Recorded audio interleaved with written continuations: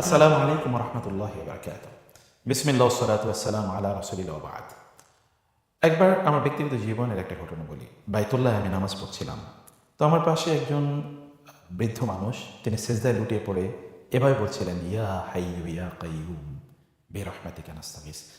আমি যখন সিজদায় দিচ্ছিলাম তখন তার কাছ থেকে আমি শুনছিলাম এবং আমার হৃদয়টা এত ছুঁয়ে যাচ্ছিল তার এই দোয়াটি, মানে আমি স্পষ্ট করে শুনছিলাম, এত প্রশান্তির সাথে উনি বলছেন, ইয়া হাইয়্যু ইয়া কাইয়্যুম বিরহমাতিকা নাস্তাগীস বিরহমাতিকা আস্তাগীস।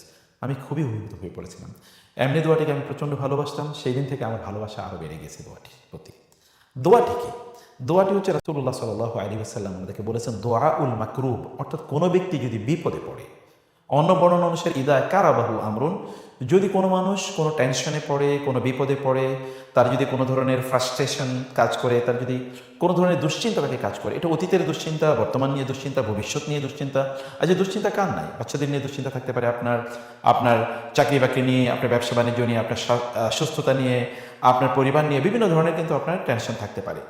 যখনই এইরকম কোনো টেনশন বা কোনো বিপদে কোনো ব্যক্তি পড়বে বা বিপদ আজ করবে, তখন তিনি যদি পড়েন কেবল ইয়া হাইয়্যু ইয়া কাইয়্যুম বিরহমাতিকা আস্তাগীস, বলুন ইয়া হাইয়্যু ইয়া কাইয়্যুম বিরহমাতিকা আস্তাগীস, একেবারে মন থেকে বলেন, ভেতর থেকে অনুভূতি দিয়ে বলেন, ইয়া হাইয়্যু ইয়া কাইয়্যুম বিরহমাতিকা আস্তাগীস। আপনি সিজদায় লুটিয়ে পড়ে এটা পড়তে পারেন।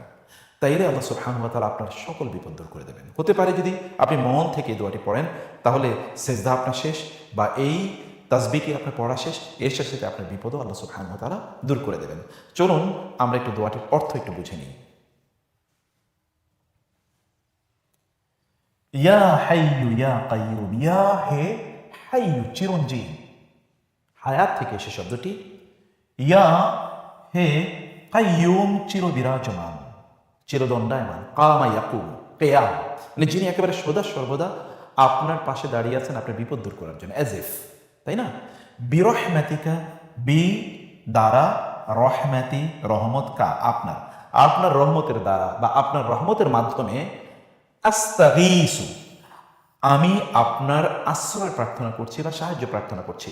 আস্তাগীস শব্দের গাউস থেকে এসে, বলে না গাউসুল আজম, আল্লাহ সুবহানাহু ওয়া তাআলা হচ্ছেন আল গাউস, ইয়া গাউসুল আগিসনি।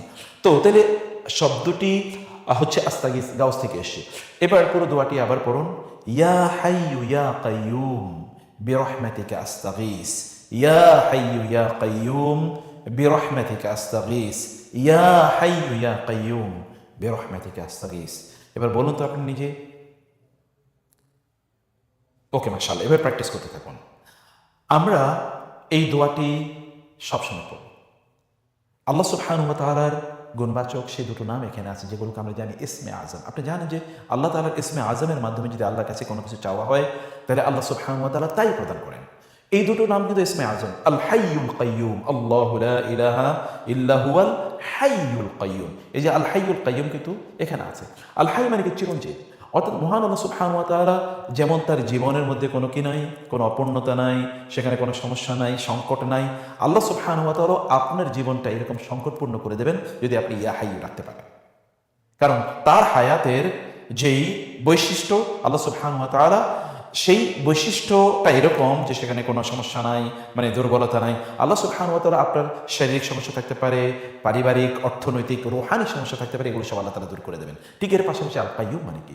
যিনি, ধরুন আমরা যদি বলি, কেউ যদি আপনাকে বলে যে আমি তোমার পাশে আছি, তুমি যত কাজই করো না কেন, তোমার যত প্রবলেম হয় না কেন, আমি তোমার পাশে আছি। কাইয়্যুম মানে হচ্ছে এটা, মানে তিনি সদা সর্বদা আপনার সামনে, আপনার পাশে তিনি দণ্ডায়মান আছেন, তিনি দাঁড়িয়ে আছেন, as he is standing beside you, তিনি আপনার পাশে আছেন এবং আপনার সকল বিপদ তিনি দূর করে দেবেন। এইরকম একটা অসাধারণ অনুভূতি এই দোয়াটির মধ্যে, ইয়া হাইয়্যু ইয়া কাইয়্যুম বিরহমাতিকা আস্তাগীস।